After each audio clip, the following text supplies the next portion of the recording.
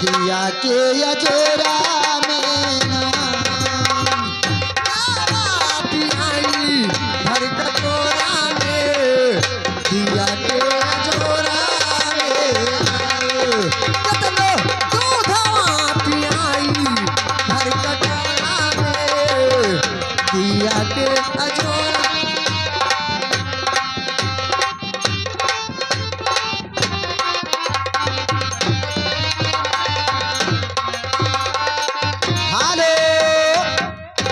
आगे फिरे हैं वही हमारे संतोष भाई साहब ग्राम मथुरा बाजार के रहने वाले। ये 10 रुपए का पुरस्कार करते हैं। हमारी कंपनी लाख लाख धन्यवाद देती है।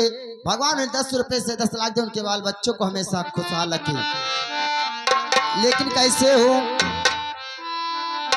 अरे बलम का घर छोड़ के, अरे तैया के घर छोड़ी के, अरे मेला देखना जाबई बलम कई घर छोड़ी के, मेला देखना जाबई बलम कई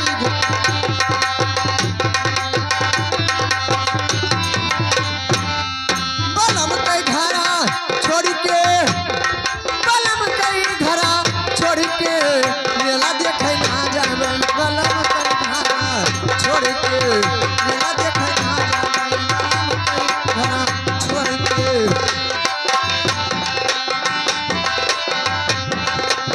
सासू घर है नासा सुर घर है नासा सुर घर है ना, सासू घर है नासा सुर घर है नासा सुर घर है ना, सासू घर है नासा सुर घर है नासा सुर घर है ना।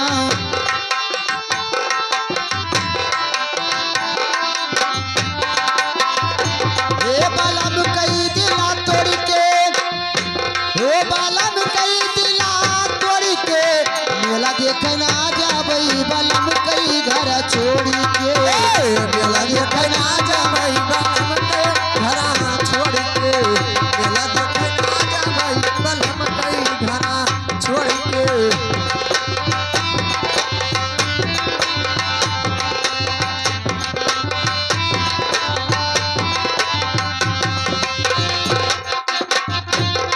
बलम कई घर छोड़ के, साजन कई घर छोड़ी के मेला देखना जाबई बलम कई घर छोड़ी के, मेला देखना जाबई बलम कई घर छोड़ के, मेला देखना। हेलो, ये आगे लड़का के चाचा